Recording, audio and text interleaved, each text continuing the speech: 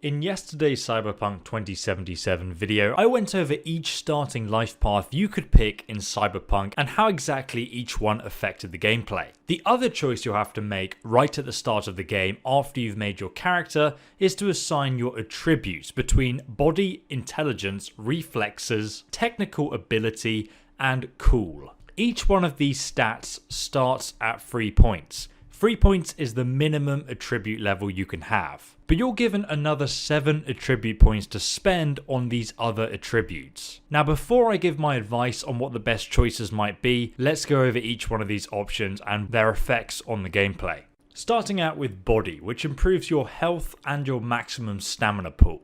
It also increases your melee damage across the board, so one-handed, two-handed, and you're unarmed, how much damage you're actually going to do each time you hit someone with a melee attack. Now also the level of your attributes in Cyberpunk, for example if you have a high body skill level, it's going to allow you to access unique perks, like one of the best body perks is Street Brawler, where every time you kill an enemy your crit chance is increased by another 60% for 10 seconds, which is obviously just insanely powerful. You can also break down doors, even rip placed turrets off and carry them around to shoot people, and your body attribute level reduces the bullet spray with certain weapon types that are considered heavy, and it can allow you to pick up and carry other people and use them as meat shields.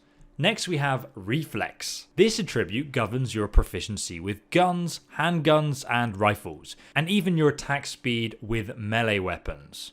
It also increases your critical hit chance, which is obviously how you get huge damage numbers, and even how good you are at evading enemies' attacks or dodging. So don't rule out dexterity if you're going for melee, because obviously increasing your attack speed and critical hit chance is really important still. If you guys are interested in starter character builds, make sure you subscribe to the channel with the bell icon, because you can expect a lot of starter guides from me on day one of launch to help you out in your own playthroughs. In fact, that is literally what this channel is all about: unique weapons, armor, character builds, and so on. That's what I do for a living. But next we have Intelligence. This affects your ability at hacking by reducing the difficulty levels, and it also shortens program upload durations as well. We also have Technical, which grants you armor and increases your chance of harvesting crafting materials from loot, and how good you are at actually improving weapons. People with a higher technical skill will also be able to implement more cyber upgrades in and out of battle. Lastly though, we have our Cool stat. This affects how good you are at sneaking up behind enemies and taking them out stealthily without a sound. Specifically, the speed at which enemies will notice you. Basically, if you're standing right in front of them, you'll have like a few seconds to kind of move out of their line of sight, or even dash in front of them unnoticed, and so on. The stealth system in Cyberpunk is pretty basic, so there are many ways you can really take advantage of this. Kind of like, you know, if you're playing Skyrim or Fallout and you have like a maxed out stealth character, the game becomes quite easy just because the AI doesn't really understand how to deal with you that well. But your cool stat also affects how much damage you'll be doing with your assassination abilities, and also how much damage your critical hits actually do in total. So dexterity and cool together will mean that you crit more often, and the damage you do with those crit attacks will be even higher. So both of those things used in tangent are actually very useful. The cool stat will also improve your effects resistance, so against fire, poison damage, and so on. It also affects your nerve in sweaty situations. You'll actually get dialogue options that may save your neck. The same goes for other attributes. There are going to be many situations in the game where your attribute level or proficiency in like engineering or strength will allow you to intimidate people, challenge them, or just gain more of an understanding, or even solve a problem that otherwise wouldn't be solvable if you didn't have such a high attribute level in that area. Now, the way Cyberpunk 2077 works is, while you can be a jack of all trades, you'll be the master of none. So I actually recommend specializing your character's build. For example, you can play through the entire game without killing anyone, and to do this I'd recommend having a high intelligence and cool skill to help you massively in allowing you to sneak around and hack your way and talk your way through the entire game. All of these playstyles are viable, and I really suggest you take a look at each one of your attributes and just pick how you want to play the game and then define your character through that method. Next though, let's talk about leveling up your character and how progression actually works in Cyberpunk 2077.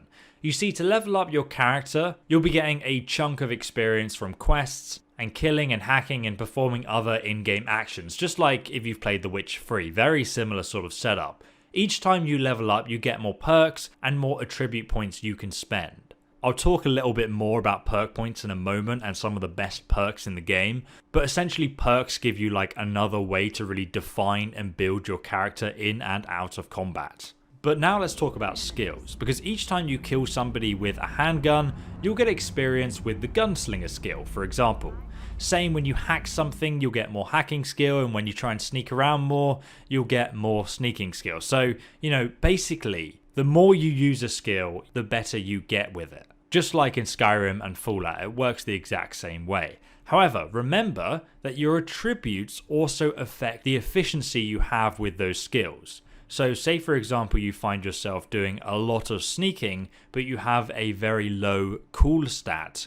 Your sneak skill will still increase and you'll still get better at sneaking, but you'll never be as good as somebody who has a combination of a high cool stat and sneaking as well, and then also get access to the cool perks to go with that skill too. So do bear that in mind when you're building your character, and then you can plan to pick attributes based on how you plan to play the game. There's also something called street cred. Now basically you get street cred every time you finish bounties or any kind of side quest. What street cred does is it unlocks access to new vendors who will sell you better weapons, armor and upgrades. And it's basically like a game design feature that tries to make you so you cannot actually have like the best gun in the game at a really early level and just, stomp through the entire thing and one hit kill everybody. This has been an issue in other games like Skyrim, where I made a guide on how to get the best armor and weapons at level 1. And while you can do that, it completely ruins the gameplay and makes it super easy to play. So street cred basically stops this from being an issue and means that you kind of have to like level up your character's street credibility before you can get access to those really powerful weapons and gear. Now I'm sure there will be other ways through crafting and things like that we can kind of manipulate this, but that is why it exists. Okay, now let's talk about perks. Each of the main 5 attributes in Cyberpunk, body, dexterity, reflex, intelligence, and engineering, now split off into a further 12 specializations, which are all of the skills in the game.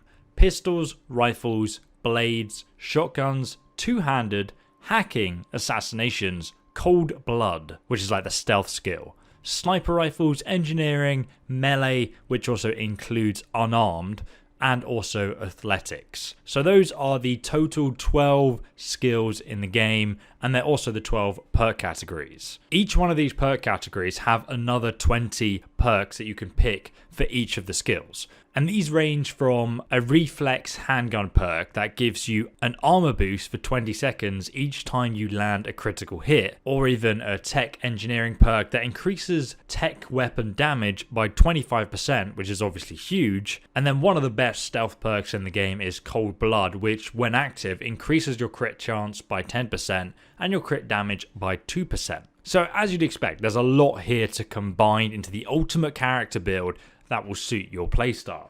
But it doesn't stop there. Lastly, we have cyber mods. As you play the game, you can buy various cyber enhancements that will help your character build. These range from anything from mantis arm blades, huge swords that come out of your arms, or target enhancements to help you aim in a firefight, or even slowing down time and non-combat things that let you hack faster and easier. Overall, there's so many things that are going to be going into the different character builds of Cyberpunk 2077 that allow you to develop and specialize in your own playstyle and really add to the replay value of the game.